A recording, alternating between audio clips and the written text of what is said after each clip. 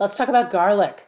Garlic is so wonderful. I wish you were right here because, of course, I have garlic under my nose and I can smell it. And I love garlic. So there's fresh and dried garlic.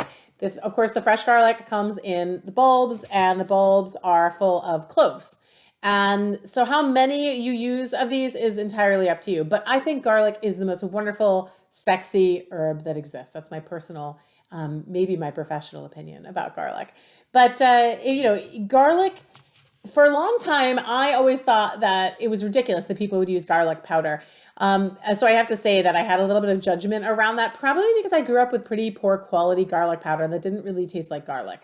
And I also love garlic. But then I found out that a lot of the more contemporary freeze-dried garlic powders are actually pretty tasty. So I've switched to also using garlic powder depending on what I'm making and how quickly I want to do it. It is really different. It doesn't have the sugars and the stickiness that garlic has that kind of tend to cling to things. So it's a little bit different. So I use both. I think of them as different spices. So here's the garlic powder and the garlic.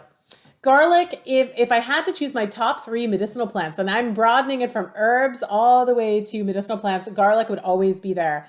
I think it's incredibly useful. It's profound, and I think it's really well adapted to human bodies. So when you eat garlic, you think of it as the taste lingering in your mouth, but actually what happens is it goes into your bloodstream and your lungs even actually exude garlic. Your whole body would taste like garlic if you were to be eaten. In fact, if you are a person who is pregnant, that baby inside your uterus is tasting garlic when you eat it. The amniotic fluid starts to taste like garlic. Breast milk, if you're breastfeeding, the breast milk tastes like garlic. So this is a really cool, like very permeable herb. So you can think of it as something or spice that like travels through the body that really gets a lot of different areas in the body going. And I love garlic for those reasons. So how do you use garlic? Well, there's so many ways, and any cookbook will also tell you how to use garlic. But here's the thing to know. All garlic is good. So, there's a lot of time you'll hear about, oh, you should use garlic that's raw because it's more medicinal. And that is true, but a lot of times people can't consume raw garlic very easily. If you want to consume raw garlic, the easiest way to do it is to put it in something that's like fatty or coating, like mix it into avocado, make peanut sauce, guacamole, peanut sauce. These are all tasty things, right? Mix it into a bit of honey, mix it with olive oil, and then you can, put it on whatever you want to do. And so raw garlic can be used in those ways, and it's wonderfully strong and medicinal. There's also the idea of using garlic in the dried form, and you can even sprinkle that atop of food and so on. But it's fine to cook your garlic. So you can cook your garlic, add it to the beginning of your food, add a little bit to the end. It's delicious and wonderful however you want to use garlic. You don't have to think about, maximizing the medicinal benefits too much. I would say just use more of it, and whatever way you want to do that. So why do I use garlic? I think of garlic as a great protector and an antimicrobial agent in the body. It's really wonderful. And a lot of the stories around garlic and vampires had to do with, if you think about it, you go to sleep at night, you wake up and you're completely drained and exhausted, like someone sucked the blood out of you. And that's often something that's viral, and garlic would protect from that. I mean, garlic has a lot of potent antiviral properties. So it's wonderful for respiratory conditions. It's wonderful for deeper immune system challenges. And it's a plant I use both as a cooking herb and very much medicinally. So tons of research around garlic and heart health. And, it's one of the most heart protecting herbs. There's, as far as hypertension and blood lipid levels, all of that there's a lot of research around garlic assisting in those areas. Garlic has been shown in all sorts of research to help with metabolic syndrome, to be supportive in people that are dealing with long-term immune challenges. And there's even, there's some super cool research around just some very simple things. I thought one of my favorite pieces that I'd bring to you today was about people that are taking an anti-diabetic agent. And if you're taking an anti-diabetic medication, a pharmaceutical, that's often to protect your heart, to protect your immune system, and to help with your blood sugar balance. And when they added a little bit of garlic in there to control type 2 diabetes, they've found that it massively improved glycemic control and anti-hyperlipidemic activity. So they're blood cholesterol levels and triglycerides changed. So lots of cool stuff to do with garlic in all different ways in your body. So again, adding garlic to your food can be as simple as getting to know garlic. If you're not familiar with it or you think you don't like it, maybe try it again in a smaller amount.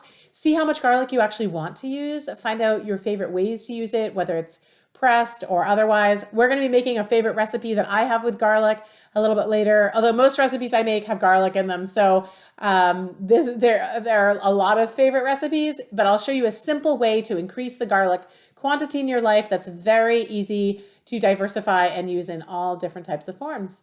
So love me some garlic. I can hardly talk about rosemary without smelling it, but also talking about rosemary for remembrance, which came up, of course, with Shakespeare.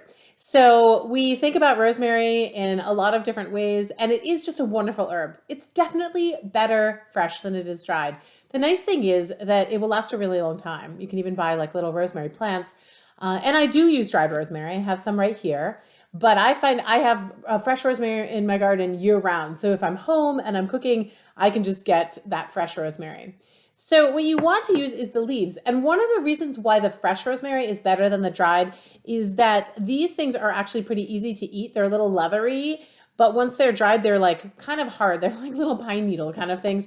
And so you have to grind them up a lot more. And when you powder them, the flavor doesn't last long, just like it doesn't with a lot of different leaves. So I would tend to stick these in a mortar and pestle and crush them up, or put them in a stew or something where they're going to be softened. This I'll use in all different ways, and we'll be using this a little bit in a moment. So what is so great about rosemary?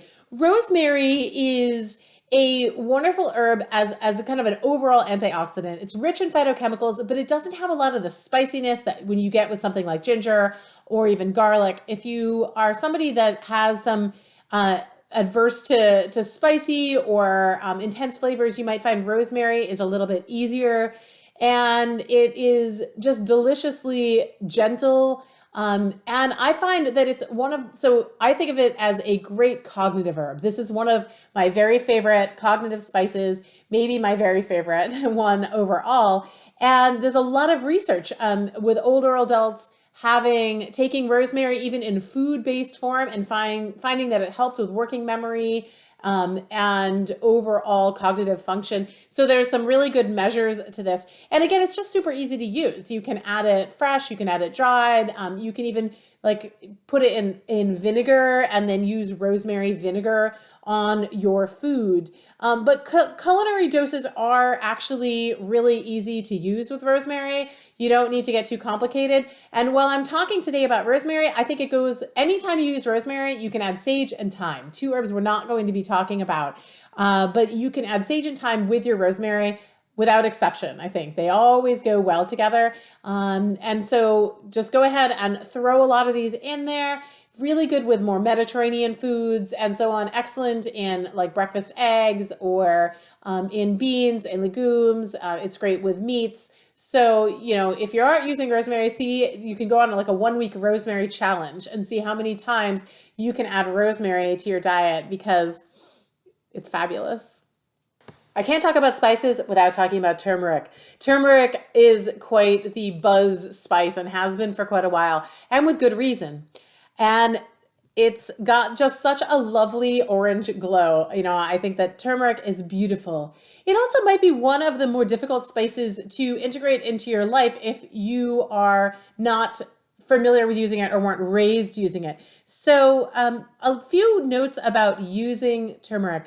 You can use it fresh or dried. If you can access it fresh, that's great. And it can be used very similarly to ginger if you access it fresh. Most people are going to be getting it dried and powdered. And the dried powdered turmeric can be used in food, but it needs to be maximally bioavailable. You need to use heat and you need some kind of oil or fat.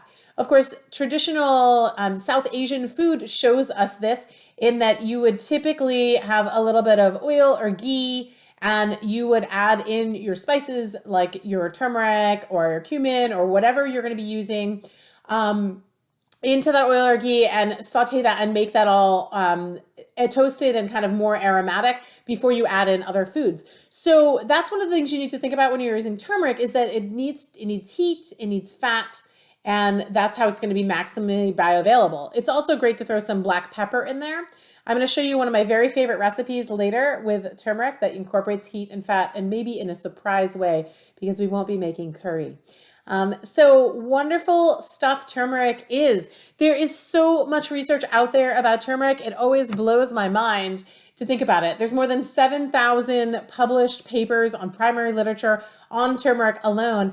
And you might be thinking, what is this stuff good for? Well, it's similar to ginger. It's wonderful for different types of inflammation, and lots of excellent research around it being very beneficial for joint inflammation, skin inflammation, a lot of traditional use for both skin and GI, as a tonic for both the skin and the GI.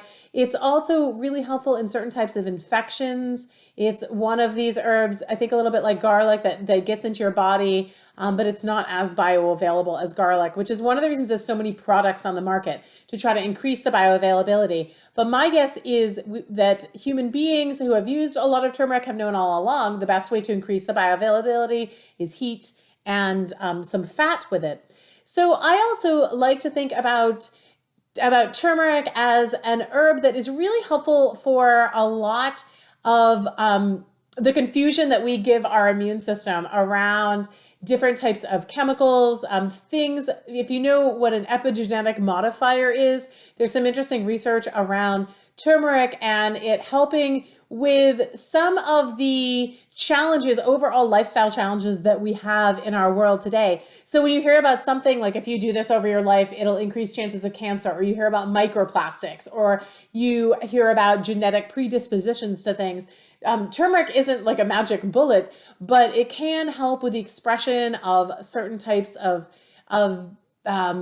qualities in health that are undesirable. So, that's super vague and it's hard to get into all of the research on it. But if you can go to places like PubMed.com or go online and look at some of the different research around turmeric in all different types of health conditions. Everything from looking at antioxidant, anti-cancer, anti-inflammatory, helpful with blood lipid levels, helpful in diabetes and neurodegenerative diseases.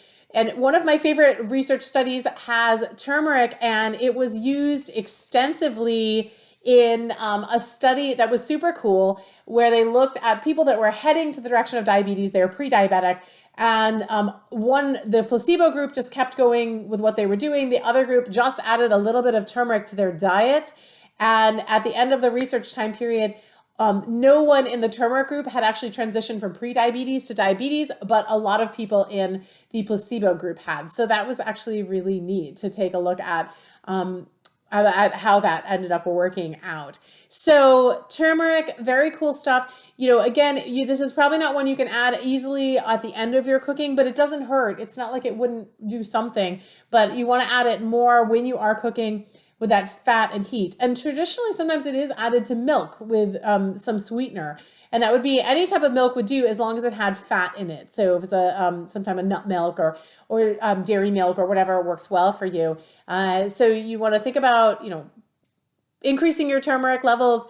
It's very, very affordable is one of the things I like the most about it. If you're looking at a medicinal dose of 2 grams a day, which is a significant medicinal dose, it will cost you 3 cents a day. So you are looking at, if you buy it in a larger amount at your Indian grocers, you're looking at something like $1 or a little bit more a month. And one of the other things that I really love, $1 a month. One of the things I really love about turmeric is I think of it as a multi-generational spice medicine. And that means if you live in a household of people that have elders or young people, or you're around a lot of people, turmeric will probably benefit everyone. And you can add it in there and know that it's going to be helpful for preventing a lot of degenerative diseases, whether they're cardiovascular, in nature, inflammatory, or around blood sugar levels. So there's a lot of different cool stuff. So again, don't have to take my word for it. The research is out there on turmeric, and it's also delicious.